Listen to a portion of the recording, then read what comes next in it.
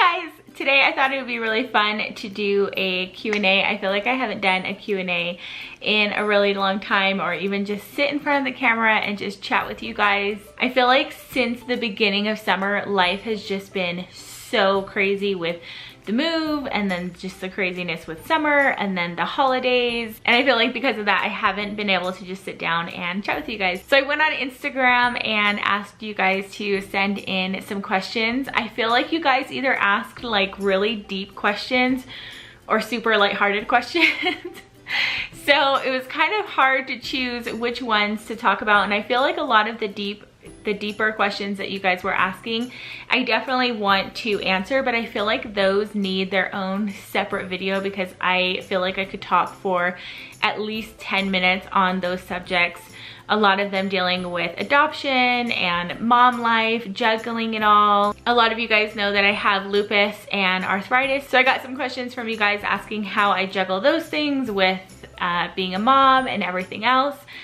Marriage advice, life advice, type of things. So I think I'm gonna save a lot of those. So the number one question by far was, are you guys planning on adopting again? Yes, we definitely are. I feel like we've talked about it in a few videos. We talked about it with in our Christmas with the Paradises video. I've talked about it in some other Q&As.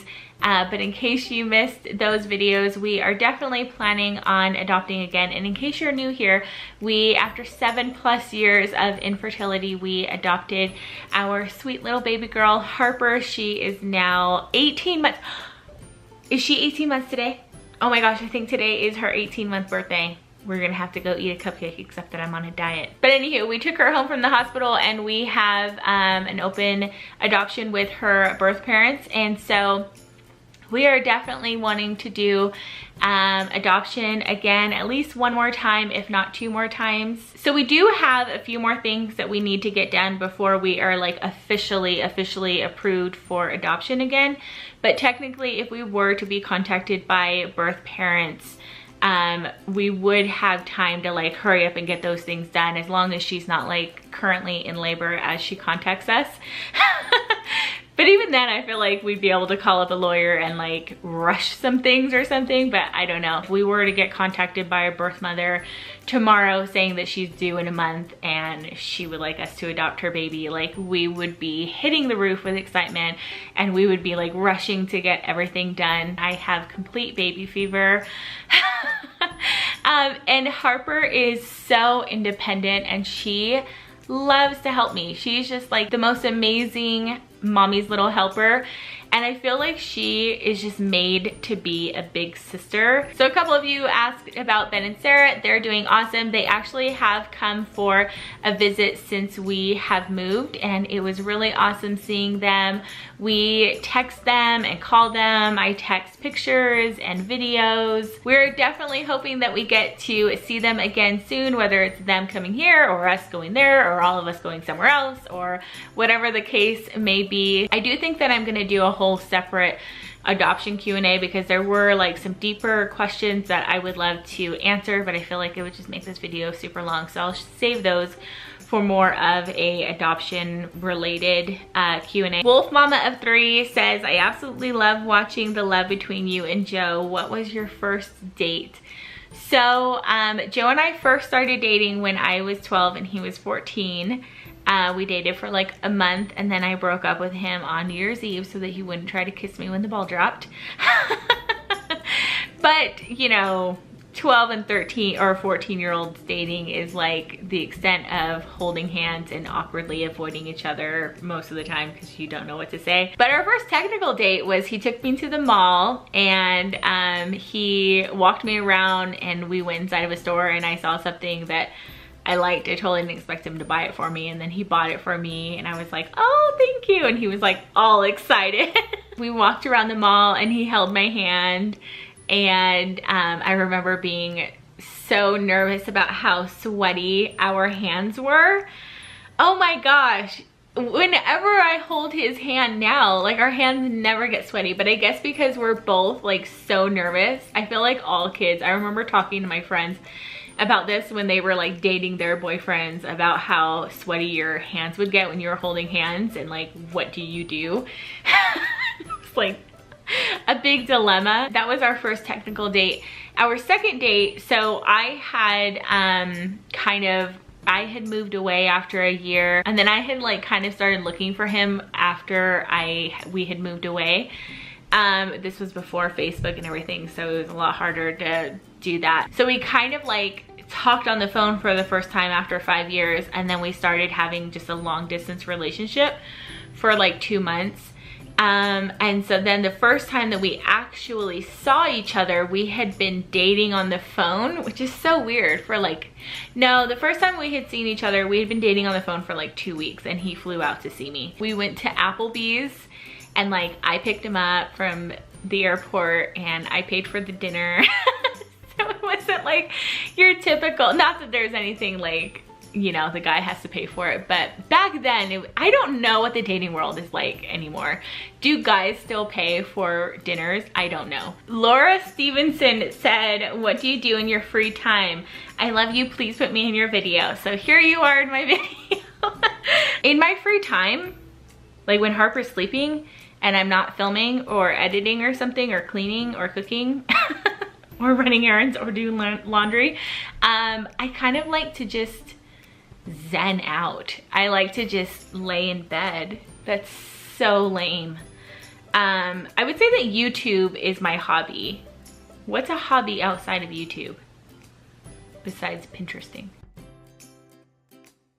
If you guys don't know of Marco Polo, you need to. I can't even explain it. It's like I like to call it texting FaceTime. And so I have a couple different groups of friends on there, and we all talk to each other in one group. And then I have some friends and family that I talk to on there as well. So I feel like whenever Harper is like going down for a nap, I just like pull up Marco Polo and talk to all of my friends and family. It's just a really awesome way to just like keep in touch with people. So on my downtime, I'm on Marco Polo. I like to watch YouTube videos. I like to do interior design kind of stuff on Pinterest, and like dreaming of like house projects that I want to do and stuff. The occasional DIY, that kind of stuff. Is that normal, or is that just really lame? I don't know. Harper is laughing in her bed, so I gotta make this quick. Olivia said or asked, would you ever pursue IVF or any other method to try to get pregnant? So we actually never did IVF. We kept having IVF and things planned to do, but every time it came time to like make the appointment or go to the appointment or whatever it was, like Joe and I both just felt so strongly like we were just like hitting a wall. Like it wasn't at all what we were supposed to be doing. We just got kind of sick to our stomach. It just didn't feel right for us. I was doing it because like I was making the appointments and everything because we so desperately just wanted to be parents, and it seemed like the next step to do. We always had adoption in our minds, and adoption was very much always on the table, but we felt like we were supposed to pursue IVF and things like that before we proceeded with adoption, just as like something you have to do. And finally one day, like we had a doctor's appointment like the next day or something like that, and I was just feeling so sick to my stomach, like it just wasn't meant to be. It felt very much going against the grain. And so I talked to Joe about it, and he was saying that he felt the same exact way. And I said, you know, I really just want to adopt. Like, I don't feel like I need to be pregnant to be a mother. I just want to be a mother. And I also kind of felt like with IVF and things, I was going through a ton health-wise during that right particular time, especially with my reproductive system. My PCOS was really, really bad. And endometriosis started to kind of come up. I've never actually been diagnosed with endometriosis. You pretty much just have to do a surgery to diagnose that, but I am 100% sure that I have endometriosis. I was having absolutely crazy symptoms. I was having such issues at that time, and I really kind of felt like us not getting pregnant was my body telling me, with my lupus and arthritis and PCOS and endometriosis and low thyroid, The list goes on. I really just felt like my body was trying to tell me that it couldn't hold a pregnancy. We have such a love for adoption. I really want Harper to be an older sibling, and I really want her siblings to be adopted as well.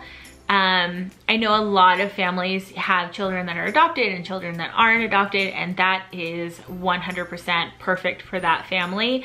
Every family is different, and what's going to be right for that family is going to be different for every family. But my hope and my dream is to just adopt 2 or 3 kids, and to just have them all be adopted and have open relationships with all of their birth parents. So the last question that I will answer for today, but there will be more coming. I am saving a lot of these questions to address in future videos. But this one is from Jessica, and she says, I struggle with depression and I am a mother. I wonder what are some ways to stay motivated as a stay-at-home mother and not just lay around feeling down all day because I struggle to keep going. And you always seem so motivated, creative, and happy. Thank you for that. I had gotten some other similar questions, and this is definitely a video that I want to do in the future, talking about this more in depth, because I feel like I actually do have a lot to say on it.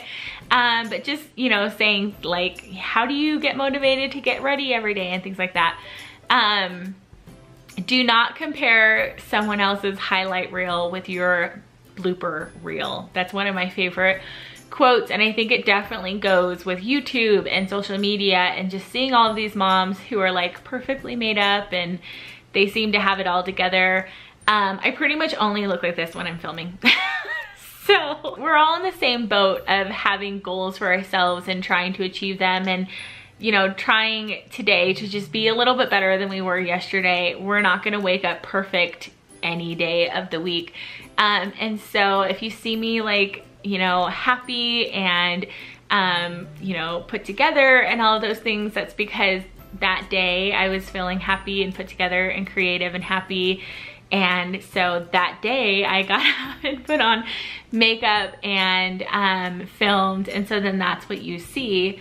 I would say that I'm generally a happy person, which I'm grateful for, but I have days that are just blah. I have days that I wish that I were doing more. I have days that I struggle to get motivated. I think that's one of the hard things about being a stay-at-home mom is, or anything really, is you have to be a self-starter. You don't have like a boss behind you like making sure that you reach this deadline. I think that a lot of us have kind of like our dream day or a dream person in our head, and some days we're really close to that goal that we've set ourselves, and then some days we're just a little bit shy of it, and then other days we're so far away from it. And try to just not be too hard on yourself. Try to set mini goals for yourself. Try to squeeze in time for you to have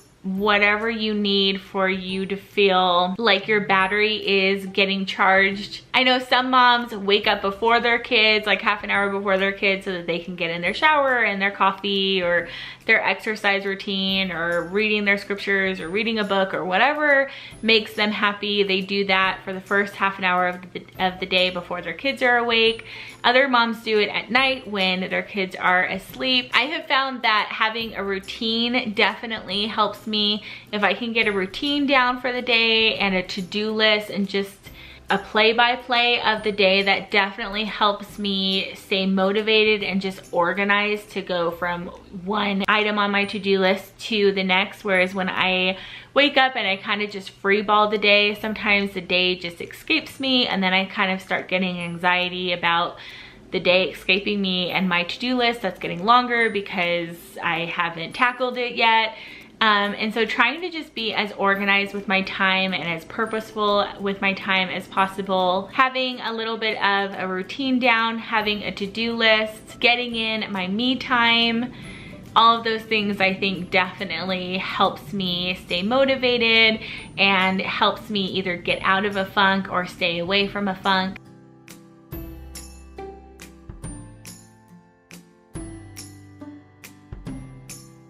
So yeah, I just wanted to say you are not alone. I feel like a lot of mothers struggle with staying motivated and staying positive and not just kind of getting in the everyday routine of everything. You don't have to strive to be perfect, you just have to strive to be a little bit better. So that's gonna do it for today's video. Harper is awake, so I need to go grab her. I hope that you guys enjoyed this, and I will see you guys in the next one. Bye!